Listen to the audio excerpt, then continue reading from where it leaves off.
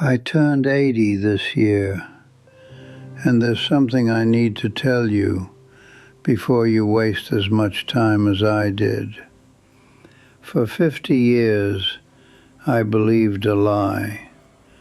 Not a small lie, not something harmless. A lie so deeply rooted in the way I was raised, the way I worked, the way I loved, that I never even questioned it. I built my entire life around it. My marriage, my career, the way I treated my children, the way I treated myself. And it almost cost me everything. If you're under 50, you probably think you still have time to figure things out. That's what I thought too.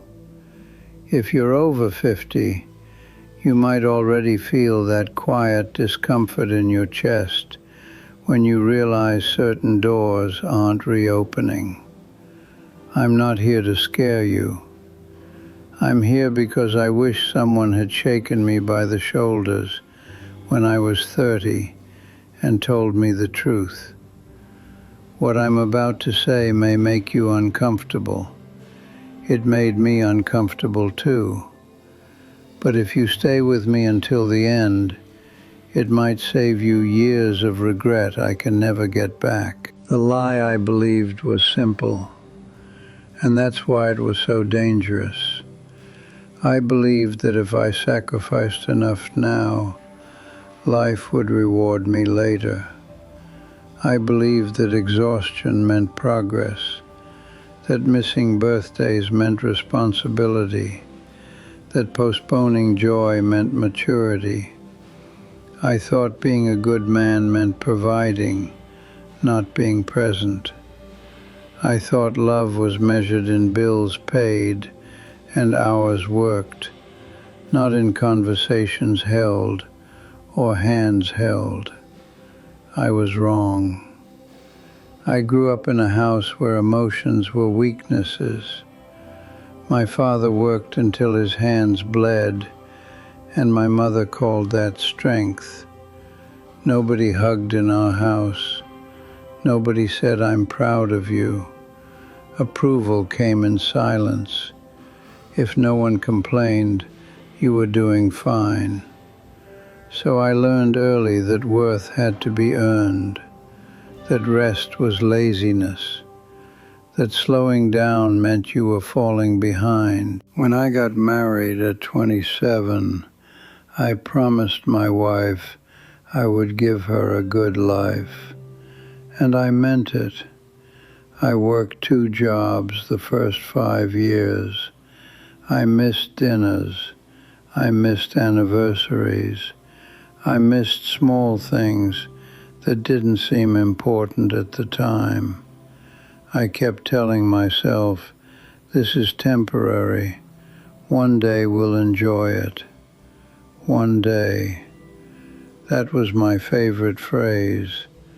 One day when the mortgage is paid. One day when the kids are older. One day when I retire. One day never comes the way you think it will. By the time I was 45, I had the house, the promotions, the car in the driveway. I also had high blood pressure, a son who barely spoke to me, and a wife who had learned to stop asking where I was. I told myself this was normal. This was what success looked like. Quiet distance, emotional fatigue, permanent busyness. If you're listening right now and thinking, that sounds like my life, don't scroll away. I need you to hear this part. The lie isn't that hard work is bad. Hard work is honorable. The lie is believing that love and connection can be postponed without consequence. The lie is thinking the people in your life will wait indefinitely for the version of you that is finally available. They won't. My wake-up call didn't come in a dramatic explosion. It came in silence. My daughter was 16. She had a school performance. I promised I would be there. Something came up at work. Something always came up. I called home and told my wife I couldn't make it. She didn't argue. She just said, okay. That quiet okay was heavier than any fight we ever had. That night, when I got home, the house was dark. I walked into the kitchen and found the program from the event on the table. My daughter had written her name in big letters on the front. Under it, she had written, "Maybe next time. Maybe next time." I sat there staring at those 3 words for an hour. For the first time in my life, I felt something crack inside me. Not guilt, not shame, something deeper. The realization that the future I was sacrificing for might not include the people I thought I was sacrificing for. And if this is hitting you somewhere uncomfortable, that's good. It should, because I am not telling you this story for sympathy. I'm telling you because if you don't stop and examine what you're chasing, you might wake up at 80 like I did, surrounded by accomplishments and haunted by absences. I wish I could tell you that I went home the next day and changed everything, that I walked into my office, quit one of my jobs, and became the father and husband I should have been all along. That's not what happened. Change doesn't arrive like lightning. It comes like resistance, quiet, annoying, persistent. The next morning I went back to work. I told myself I was overreacting. I told myself providing was love. I told myself my daughter would understand one day. That was the second lie, layered on top of the first. The belief that understanding replaces presence. Over the next few years, small cracks became visible everywhere.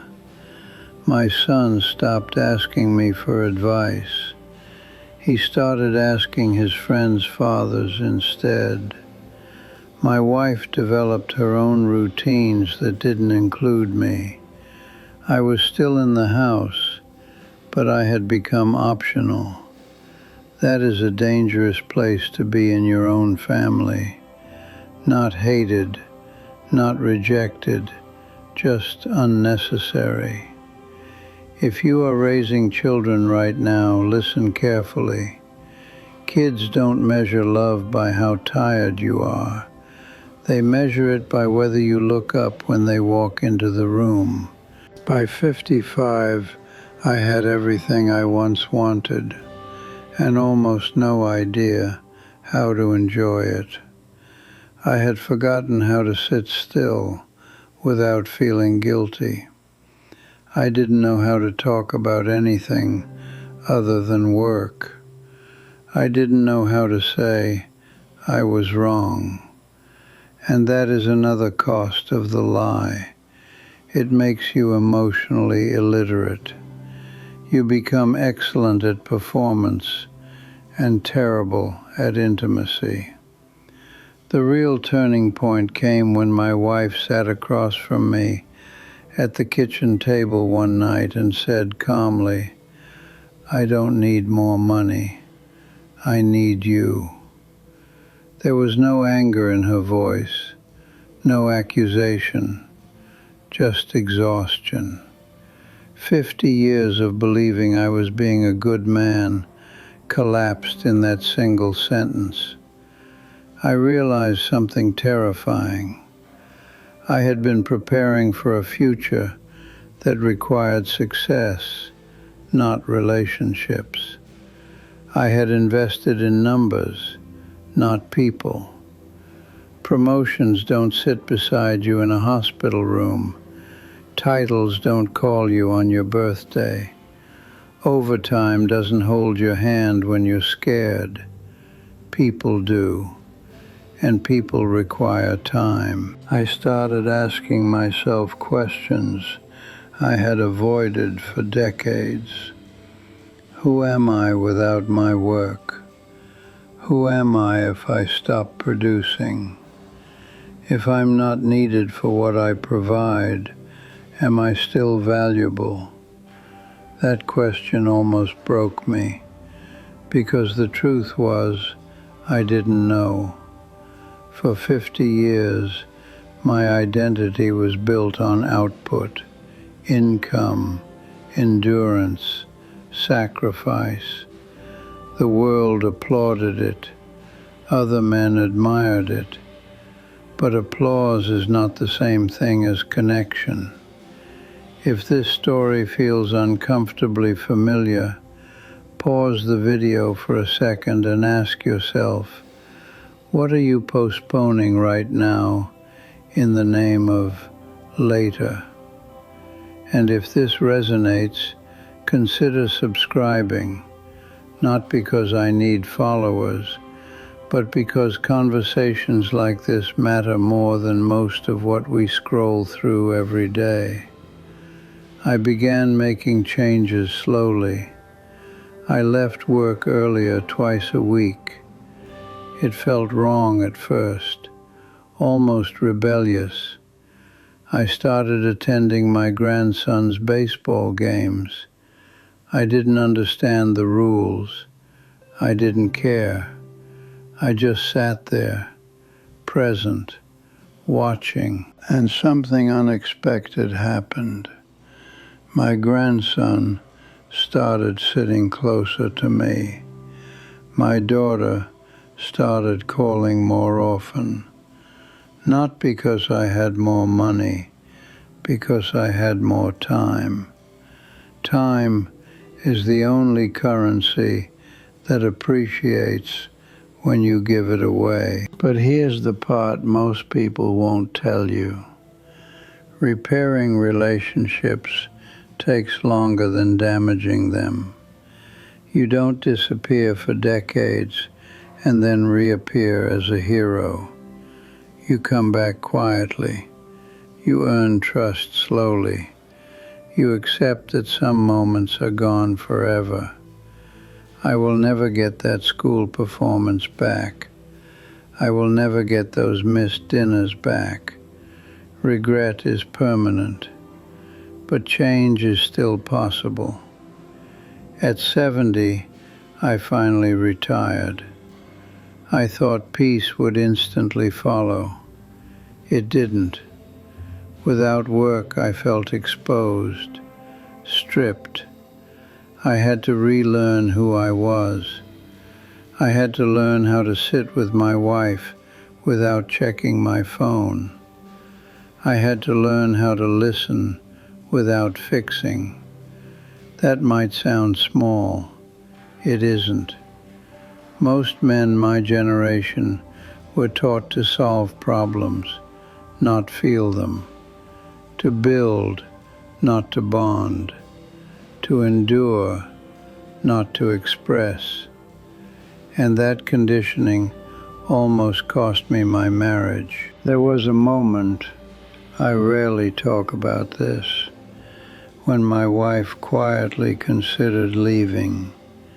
She never packed a bag, she never threatened, but she emotionally stepped away, and that distance is colder than any argument. It took years of consistent presence to rebuild what I had neglected. Now at 80, when I look back, I don't measure my life in promotions. I measure it in conversations I almost missed, in moments I almost traded for another check. The lie wasn't that hard work matters. The lie was believing that love would wait indefinitely while I proved myself. It won't, and neither will your health, nor your children's childhood, nor your partner's patience.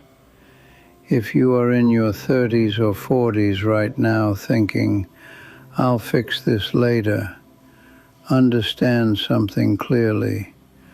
Later has a habit of arriving empty. You can rebuild money. You cannot rebuild lost years. I'm not telling you to quit your job. I'm not telling you ambition is evil. I am telling you to examine what you are sacrificing and whether the exchange rate makes sense. Because one day you will wake up at 80, and the only question that will matter is not how much you earned, but who is still sitting at your table.